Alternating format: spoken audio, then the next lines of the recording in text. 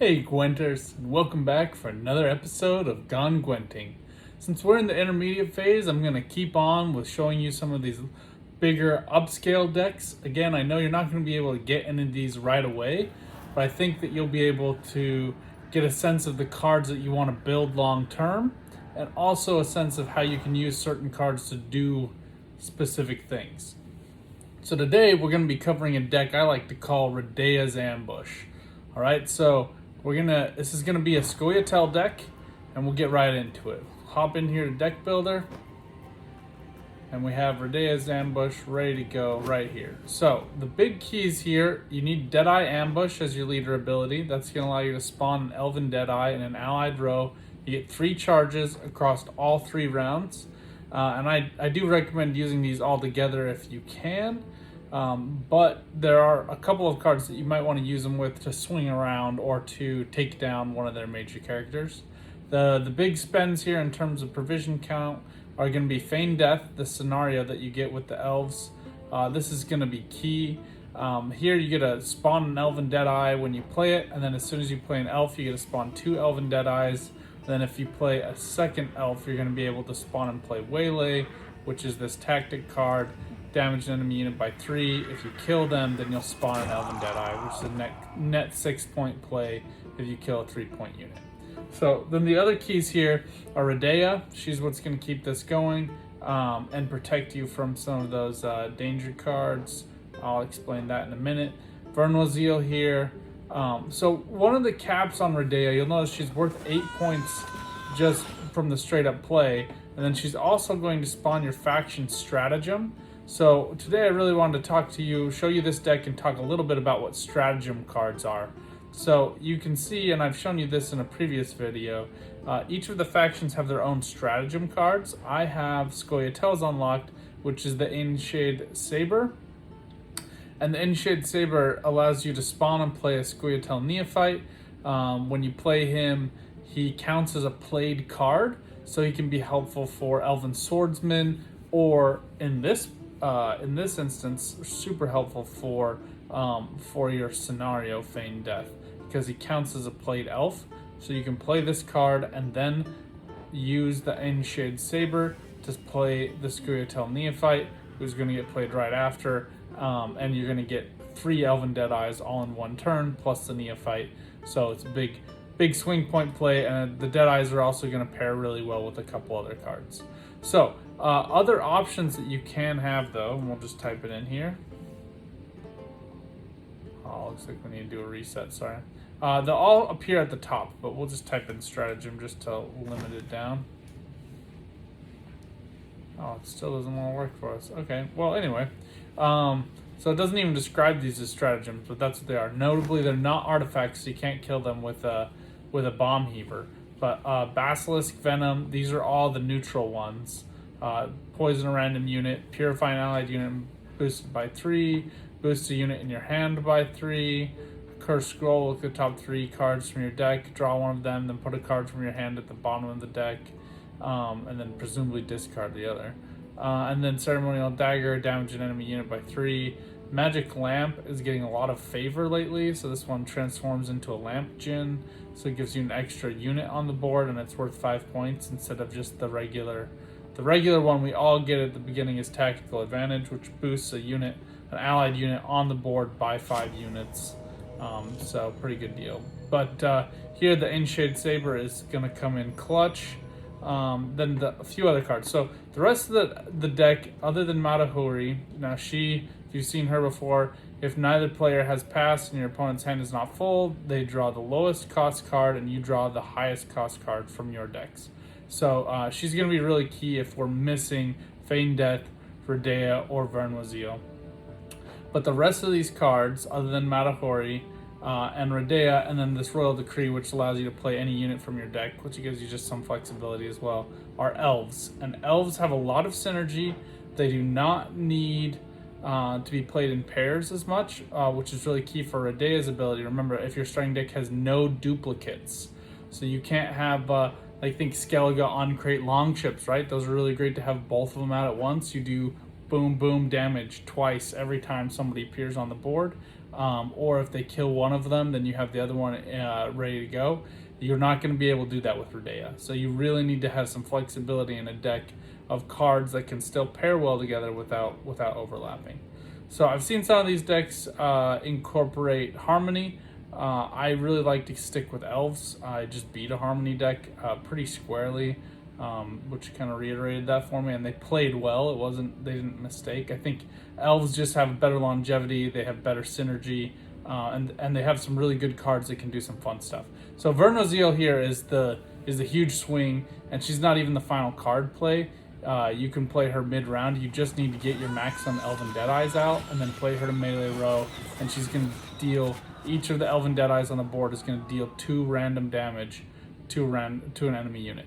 So they'll just go bam, bam, bam, bam, bam, and if you can get Radeyah here and pair her with Half Elf Hunter, that's 1 Elven Deadeye on the board. If you can use this Waylay, that's another, that's 2.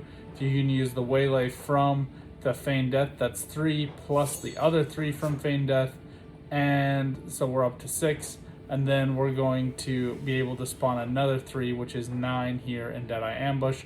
Alone, those are worth 27 points. You play Radeyah on top of that, that's 32 points. They each do 2 damage. We are now at 9 times 2 is 18. I mean, armor is going to fluctuate that, so we'll cut down to 15 just to be safe. 47 points right there, and that's basically a 5-card play once you've done each of those things. So now there's going to be some give or take. They're going to kill a couple of your Deadeyes. You're going to maybe not get the perfect cards in your hand, but that general idea is going to be applicable here. You're going to have huge swings, and then Isengrim is actually going to be the one to really put the icing on the cake. You get all those Deadeyes out there. Remember, we counted 9 of them, plus Half Elf Hunter, that's 10. Plus, we probably will have these 2 Neophytes, that's 11 Elves, plus Radeyah is 12. He is going to boost each of them by 1. 12 points plus 4, he's a 16-point play right there. So again, I'm just rattling off a bunch of numbers at you. Let's just get into this. But quick mini celebration before we do. I made pro rank today. So things are going to look a little bit different. You're going to notice I have a 0 number right here. And if I come in here to my rank score, it's going to look a little bit different. Now, notably, if you're ever trying to get up in rankings, you need to get 25 games in. They don't necessarily need to be wins. But my base MMR was reset. I did have Northern Realms up pretty high. That deck I showed you guys in my last video, All Out Charge, was really killing it for me. I mean, bunch of wins. I think in the end I had like an 8-game win streak that pushed me up into pro rank. So that was clutch. Really recommend that deck. It's a ton of fun. Very flexible. Has only a couple of really good counters that I've seen. And I've tweaked it in such a way that you can still kind of outplay those if you can play smart. But I need 3 more in Scoia'tael, and then it will fill up this box entirely, and then it will steal, not steal, but it will use the highest score that you've reached that season. Notably, this score goes up as you win games after your score has been reset. So it starts at 2,400. Each game that you win, depending on who you win it against, will increase. And as that number increases, you go further up the leaderboards. You can see here, I'm currently at, my MMR is 6438, which puts me at number 1575. So not bad, but certainly not great. But anyway, we're gonna finish out this Scoia'tael match. We're using Radeyah's ambush here. Just gonna jump right into a match. So biggest thing to think about this, one of the reasons I really want to make this deck, somebody played a similar one against me, and it's really good push deck. So if you can, it's kind of like you got to get the stars to align, but if you can go second, win on round 1 with an even draw, so you have the same number of cards, you'll beat them every time. I mean, its ability to crank out points with a limited number of cards is incomparable, in my opinion. Now there are some, like that Northern Realms deck that I've showed you, they're really good, but they are really good on a 10 card draw, right? When you have 10 cards in hand. This deck is phenomenal on a 4-card draw or a 5-card draw. So let's get into it. We'll show you how it works. Some of these other Elven units, honestly, they're useful, but some of them are kind of just we keep them around because they have some purpose and we're not really sure what that is quite yet. Alright, so notice he has a different stratagem. He has Nilfgaards. I think Nilfgaards is actually one of the better ones. Collar, lock an enemy unit and damage it by 3. Brutal, in my opinion. Really strong. So we're going to try to clamp down. Magna Division is often a first card play by Nilfgaard. 4 provision costs and it boosts itself by every turn, so long as it's alone on its row. We have 2 movement cards here, so we can really control him that way. But he's going to be alone on the row. Let's just get him annoyed. Play some of our own 4 provision cost cards here, right? Blue Mountain Elite, right there. You guys just saw she's a 3-point out, 3-point damage, 6-point net play. Pretty good card as a first card play on the follow-up. He overplayed there, in my opinion. He might give this guy a shield. Yeah, there we go. Yeah, I think next play for us, Radeyah Vanguard is a good card to play when you got a bunch of elves. Seeing you get 5 elves in hand, boost himself for every elf in hand, so he's a good net play. Not really showing him anything that's going to let him do lock. I don't want him to be able to use his leader ability until it's too late, kind of thing. With me, you'll forget. No, I think our goal here, just move his Magna Division back. He's already buffed it up. Let's make it worthless. And we take the 1-point lead. And we are in 3 cards. So he played his Matahori. You guys might have seen that. So he has drawn his highest card. Often this deck I've seen a lot of Nilfgaards. They're calling it the Resurrection deck, essentially. So you use a Seer Vanatra to resurrect the Masquerade Ball, which you guys will see in his second round. It's a hard deck to push on first round. There's a lot of poisons, there's a lot of damage. I think one of our best options here is just to try to control, get out some cards that we don't want. Notably, one of the cards that we're going to try to use is going to be Ailerin. Ailerin is a key card for this deck. She's worth 5 points. As soon as you have 5 elves on your side of the board, she's going to get summoned to the melee row. So make sure you leave spot for her. Usually not a problem when you're running an all-elf deck. But here we're just going to try to keep a little bit of control, keep him a little bit nervous. Don't want him to get too comfortable. But every time he plays an aristocrat, that card's going to play, and then he's also going to get one of these one of these Fangs of the Empire for each of the next 2 chapters. So you'll see Fang of the Empire gives 1 of my units poison. So you go for Vanguard, yep, it's the highest net point. So he now, and then these Thirsty Dames get boosted every time I get status. So he has now got them both out. He used his lock. I mean, it didn't really do anything, but it gets him boosted. So just something to be aware of there. So, pardon me. Question is if we want to pull Ailerin out of our deck right now. I don't know that we're going to be able to win. Look, he's going to go up whatever card he plays, probably minimum base 3 points. It's going to get him to 30 plus 4. So I honestly think right now we're just going to pass. I have a hard time seeing how we're going to win this hand. And we might as well get him to play a couple of cards next round. Sometimes I like him to feel confident right before you cut him off with the knees. The one downside about this Elves deck, though, that I should have noted is it can fill up a board. I mean, you notice how I rattled off like 5 cards that you wanted to have on the board all at the same time. So Neophytes can actually be a little bit dangerous there because they spawn a copy of themselves. So try to keep them out of your deck, I think, is a safe play. These Doblathana bombers have very specific uses. I'm not a huge fan. You have to play them late. They're otherwise not super useful. So here you go. Asir von Anahid. Sorry, I gave you the wrong name. So she is going to shuffle a card from the opponent's graveyard into their deck. If that's on melee range, shuffle a card from your graveyard into your deck. You'll note if we look in his graveyard, he does not have that Masquerade Ball. So she gives just phenomenal flexibility to that deck. Super annoying, but it's a great play. And I really can't complain with that. So what we're going to do here, actually, I think our highest card is Radeyah. We need her, and I'd like to have some flexibility on getting Isengrim with our tactic card. So we're gonna play Matahari now. He's gonna drop to 9. We're gonna drop to 10. This dance, you will never. We'll see if he wants to try to push this round or not. If he does, I think we're gonna be able to play our Dolbothana Bomber. Otherwise, useless card in my opinion. All right, looks like this guy wants to go hot and heavy. I doubt he would play Turkanal if he didn't want to go for this. So let's see what he's got. All right, so Turkanal is one of the best cards in the game according to a lot of people right now. So he's going to spawn, play a base copy of a Bronze Soldier from his hand, and give it 2 armor. That's this Unfin Crossbowman. Every time he plays an enemy unit, every time he plays a soldier, he's going to damage one of my guys by 1, so long as he has armor. So we're actually going to try to shut that down. It's just an annoying card. And it gets especially annoying when he plays 3 of them. Because again, so look, this Turkanel is going to spawn and play a base copy. So he's going to get an extra one. So if he has more than that, he's going to be able to have a lot of these in his hand.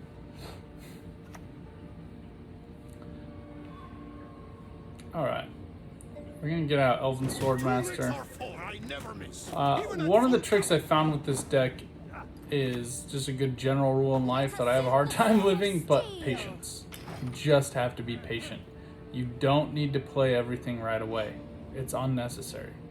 I think it's more important to be thoughtful, to be intentional about what you're doing, and if you can do that, you're going to come out all right. All right, so he's trying to cover up his Ardfane Crossbowman. Big reason for that, he just doesn't want me to take off that damage. I think what we're actually going to do here is just work on Turkanel. I could, you'll notice, use Malena to move Fianna van Gianel off, but he still has his leader ability, and I don't want him to be able to play the ever notorious oh my gosh, Damien De La Torre, and get his leader ability refreshed. So we're going to take a chance with Dolbothana Bomber, see if we got it, and we did. That's a win right there. All right, so he's no longer going to do random damage to me by 1 every time he plays a soldier. So that kind of shut him up for a little bit. Our problem now, we are down quite a bit in score, so we've got to figure out how we're going to come back from this. But I don't think it's over quite yet. All right, he's playing his Masquerade Ball. He's not going to be able to play his Asir again. So I think what we want to do actually here is start moving this Fianna around, and let's kill off his Thirsty Dame. Let's keep him shut down. If we can do that, I think we're going to end up being all right. But things aren't looking super great. Also, I want to keep my elves stacked up in 1 row so Yavin can do what he needs to do if necessary. Don't worry about me. But he played Masquerade Ball, so his game is shot if he doesn't win this round. And he's down a card, and he does not have great card advantage, right? So he played first. Obnoxiously, he used his leader ability to get Malena off. So we're going to have a bit of a hard time here. But it's not the end of the world. All right. So I think it's time to make our big play. I think we'll try to save Teruviel, for example, if we can for final round. We'll see how hard he wants to go. But we'll get Radeyah down. Now she needs to go to melee row. For some reason the servers are being a little wonky. Okay, she needs to go to melee row in order to spawn our faction strategy. We do not want a random. We want our faction stratagem. To fear, there is nothing. Excuse me. Excuse me again. All right. Other key here too. He's gonna have to play a lot of aristocrat cards. I'm not sure if he's gonna have that many. And we do not have any purify cards. I would rather save it for Isengrim, even though Radeyah is an 8-point card, as you noticed. It's like trying to swim upstream sometimes against these poisons in this deck. There are a lot of decks that annoy me, but this one just gets my goat every time. But anyway, I think key for us now, get Feign Death out here. So you'll see how this works. So normally you have to play it over 3 rounds, which is what makes them really weak and susceptible. But the elves have this huge benefit of their faction stratagem giving them that big boost right there. So you'll see we've cut the lead. He was up like 20 points. It's only 5 points now. I mean, he should be more nervous than he probably actually is. But what are you gonna do? Oh, Wakim. Wakim is a great card. So Wakim is going to play a top unit card from his deck and boost it by 8. So, and then he's also an aristocrat, so he's going to get his Fangs of the Empire poison. Not our best day. Though he had one problem that big issue, something to be thoughtful about here. Yavin relies on the max number of elves on a single row. And how he currently has this built for me, I have all these elves up here all on their own, so I'm kind of liking that, not gonna lie. There's a lot of, he's got his defender up here still protecting them, but we are just gonna drop this down. I'm going to show you how Vernozeal works. She is big, she is mean, she is nasty, and she's gonna get to work. Alright. Right now, you see we're down by 20 points. Watch us cut that significantly, and then we're going to drop this down. Get that boost right there. And we are up by 2 points. Now, we have made a fatal mistake, though. We have actually filled up both rows and do not have anywhere to place our units. So it might have actually been better for me to have injured a unit, but not have killed it right there. That said, he has some poisons he's probably going to want to use, notably against this Elven Swordmaster. So we're just going to have to see what he does. Well, let's check in here, see what card. I think my goal would be able to play Isengrim last to try to get as much boost as I can. I think if I have to throw away a card, it's probably Teruviel. She could be played on ranged row, do 1, 2, 3, 4 damage, or melee to do same 4 damage. Alright. Okay, so he stole Vernozeal. I think now my goal is just to keep a 2-card lead on him.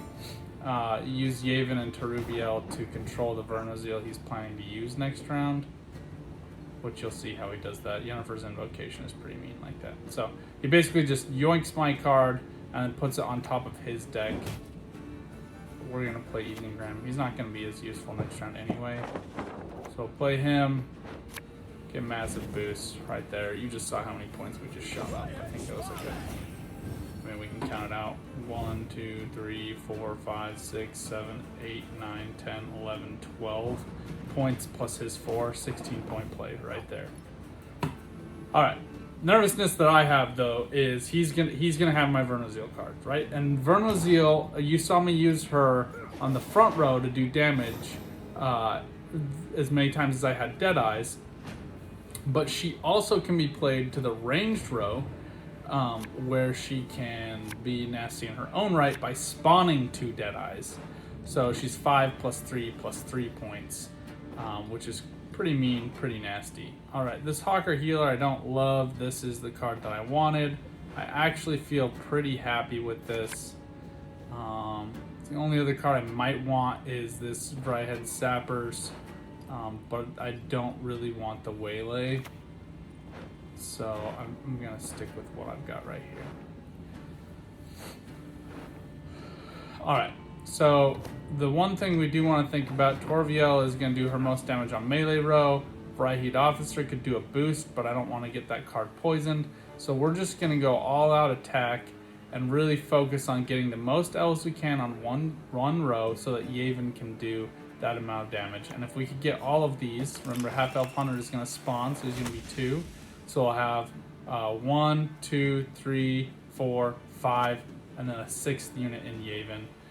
He had to waste this recruit, which means he probably doesn't have another soldier in hand. That would boost them by 3. Let's instead just try to get out as many elves as we can. I'm always nervous about a Damien De La Tour play. I just hate him. The ability to that they can refresh their leader ability is just obnoxious, to say the least.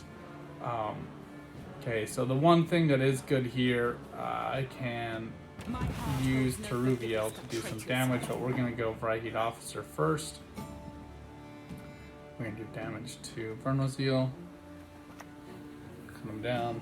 Commando's still going strong for us.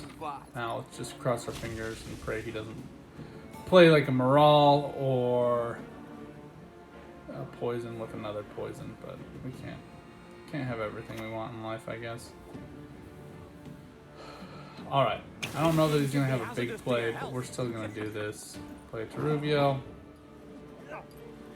Damage the back row. His highest card is this Fangs of the Empire. That's the one we're going to want to target with Yaden.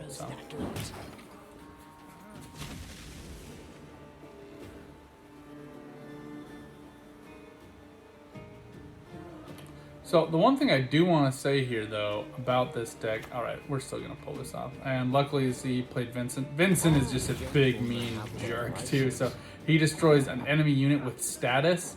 Notably, so he killed the one with poison. That's what you're used to. But Doom is the other one there. He gave up. He didn't even wait for me to play my final card. Doom is the other one. But the one that I love to use him on are defenders. Think back on my deck from last time, All Out Charge. As soon as you play down Donimir has 2 statuses, Shield and Defender. You play Vincent and he's gone. Poof. Into darkness. So Vincent can be a really big play in that way. Here, though, this guy just let it get away from him, right? You got a little bit greedy in second round, like I told you guys is important to be aware of. And this deck can just outpace the enemy. He didn't have the point lead, so he did need to do something about my cards. If he could have attacked a card without clearing it off, that would have been a smarter move for him in that second round, just to leave my side of the board so full that I couldn't do anything. But he might have been concerned I had some other special card, so there's no way to know exactly what I have in my hand. He didn't necessarily play really badly or poorly in any way. Just overreached in that second round, and that's how we got the leg up on him. But thank you guys so much for watching. As always, if you think there'd be a better card for this deck, or if you are missing some of these cards and would like to know some good replacements, leave me a comment. And then, as always, if you want to see some more of this content, like, subscribe, and follow me around the world. Let's get this gone. But get out there and go Gwenting.